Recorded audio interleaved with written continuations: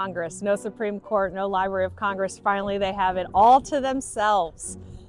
Now, construction began on the Capitol in 1793, and it was very different than what you see today. So I'm going to point it out. There's 5 sections, right? We've got the edge here with the pediment, a middle section with a little cupola, the dome section, second cupola section, and second pediment section.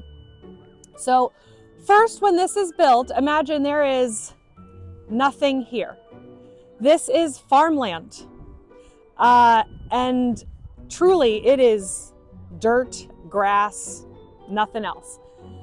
They build the 2 cupola sections. This one is finished first. This one is partially finished. By the time 1814 rolls around, there is just like a little covered walkway between the 2 of them. 1814 in August, the British come down Maryland Avenue and they set fire to the Capitol. Again, as I mentioned, Dolly Madison is hightailing it out of here to the White House, then to the Octagon Museum, then to Tudor Place. And she protects all these very important documents. And we think this is going to be the end. Not we, they think it's going to be the end. However, something incredible happens. There is a freak thunderstorm within 12 hours of the burning of the Capitol, and it all but extinguishes all of the flames. Because take into consideration, there's not a fire team, like there's no one here. So there's no one to extinguish it. But this really intense thunderstorm, and we get them in the summer here, but it happens so perfectly that part of these 2 buildings actually do remain. The foundations remain. However, they are rebuilt at this point. And it's rebuilt using a public competition. So the first architect is William Thornton. He's actually a physician in training and also has a little bit of architecture as a side hustle. But that's America at the time, right? Like, we're a colony. So a brand new country. So he actually designs the first portion. There are some issues with it. So it actually maybe was for the best that it burnt down just a little bit. And then Benjamin Henry Latrobe, he takes on the public competition to rebuild the Capitol. And something that he does that's very, very interesting, and I think all of us in the construction industry will appreciate and have been there. He takes, instead of building scaffold out of just anything he can find, he finds wood that he can then resell during those cold DC winters and use as firewood. So he made sure that everything he used and bought could then be resold if he wasn't going to keep it. So I always think that's very interesting. But so the dome is added by Thomas U. Walter. So again, we've got these 2 sections, and then they decide, hey, we're running out of room. Obviously, the House of Representatives is based on the amount of people in the states. The Senate is based on the amount of states. Both of those numbers are growing in the early 1800s, and so they're running out of space, not to mention, again, the Library of Congress is in here and the Supreme Court. So that's when they build these exterior sections in the 1850s, and that is the new House chamber and the new Senate chamber. They move out. The Supreme Court moves into the old Senate chamber where it will stay until 1935. And then they decide we need to build this center section and a dome. This is built during the Civil War. And Abraham Lincoln says, we must keep construction going because that way the public will know that if the Capitol goes on, so will the Union. And that's exactly what he does. The Capitol dome is not made out of stone. It's not made out of anything but cast iron. So each of these are individual pieces all the way around that have been riveted and, well, not just riveted, but pieced together. And this did go through, it's gone through 2.5 renovations, but the most recent one being in 2016. And what the beauty of cast iron is it's a really durable material and will last for a very long time, but it's also quite brittle. So there were cracks in it. Those cracks were repaired using a really interesting soldering technique that involved screwing pieces together and then soldering and then grinding them down, and then it was completely repainted. At the time, they took the opportunity to also scaffold the interior of the building because people were already going to be pissed off that the exterior was scaffolded. Why not just get both done at the same time? And that's exactly what happened. However, like I said, my job was to try and get the same amount of people as the year before. About 2 million people come to the U.S. Capitol every year, and that number did not diminish during the restoration. So pretty exciting. Now, I want to point your attention to the figure at the very top of the Capitol. So that is called the statue called Freedom. It's not the Statue of Liberty. She's not the statue with a weird chicken head on top of her head, which she does have a little bit of. So this is hold on, I want to do this correctly because I feel very strongly about this statue.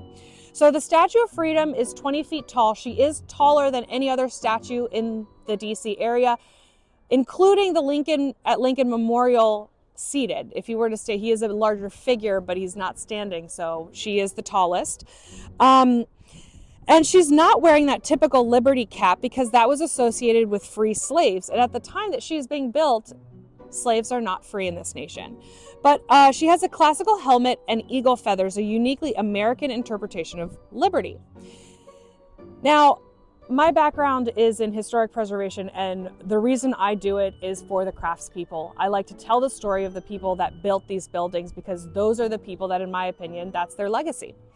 And so I'm going to tell you about someone called Philip Reed. He was born around 1820, and he was enslaved by Clark Mills, a self-taught sculptor and foundry owner. Mills purchased Reed in Charleston, South Carolina for $1,200 because of his evident talent in working with metal. Mills would later bring him to Washington, where Reed became instrumental in one of the most significant achievements in American sculpture. They actually sculpted several of the sculptures, including the very first equestrian sculpture. Equestrian sculptures are harder because horses are harder to sculpt. The success from that of Andrew Jackson in Lafayette Park led to Mills receiving the commission to cast the Statue of Freedom. And this was going to be the crowning feature of this new cast iron dome that Thomas U. Walter had designed. Now, it was designed by a sculptor in Italy, and he made this plaster model, which you can go see down in the visitor center. It's still there. But the problem is it came in separate pieces, and it needed to be cast in separate pieces, but it came all together as one. And the sculptor had passed away. What had happened is the ship that it was on had come, it started leaking near Gibraltar, and then it started leaking again just outside of Gibraltar. So it was delayed. And then it gets caught into a storm, and all of its cargo gets left on a shore down in the Caribbean for a while. So there's a huge delay to get the statue here. The sculptor passes away. They can't ask him, how do you take it apart to make it? And it was actually Philip Reed that figured that out. So using a pulley and tackle system, he actually noticed that there was just this tiny little eye bolt at the top, and he lifted it up, and like a puzzle, these little pieces all just, and you were able to see how it came apart. Took it apart, and his practical knowledge essentially made this entire thing possible. So he worked continuously from July 1860 to May 1861, including working on Sundays. And what was interesting is that if a slave worked on Sundays, they actually were able to be paid directly. So he would earn $1.25 every Sunday that he worked, and he worked every single Sunday during that time, in addition to his regular 6-hour work week, to make this possible. So he received a total of $41 for those 33 Sundays that were his money. So it was signed, the Emancipation Act was signed in April of 1862, and Philip Reed's name appears on those documents. What's interesting is when the Emancipation Proclamation happened, there was a really big twist. Yes, it freed all the slaves, but up until this point, slaves were were property, and the government cannot take your property per the Constitution. So the government actually had to pay out the price of all of those slaves. And the price of each slave had to be documented as to their skills. Well, the highest valued slave in Washington, D.C. was in fact Philip Reed because of his skill. And the government paid that to Clark Mills. Now, by the time the Statue of Freedom was lifted on top of the dome, Philip Reed was actually a free man. He couldn't read or write. There's no known images of him, but his legacy really remains in that statue right there. And he did go on to open his own business. And in 1865, a writer noted he's highly esteemed by all who know him. But that's the last we hear about him. And it's really crazy to think that we don't have any other information about him through the rest of his life. So, as I mentioned earlier, the Capitol's orientation changed early in its history. The Statue of Freedom faces this way. This was the original front. It changes once the rest of the Capitol the capital city evolves, especially when Frederick Law Olmsted, who is the landscape architect that designed Central Park, he also designs all of the Capitol grounds. So it was at that point where he adds all of these sidewalks, many of the sculptures, and the flag posts, light posts, benches. Look at the benches. Each one of them is really unique, very special. And so he changes that orientation. And that's where you get essentially a park down on the east front. Let's see. So now the east front is the formal ceremonial entrance where presidential inaugurations take place. Let's see. Just beneath us is the Capitol Visitor Center. It was built post 9/11, essentially to make sure that everything in the Capitol can, people can enter, can be safe. And there is a museum underneath there. There's 2 theaters and then quite a bit of office space as well. But it is all underground so that we don't affect any of the landscape that we see for the U.S. Capitol. Any questions so far? Sure. How did they live that? How did they live that? With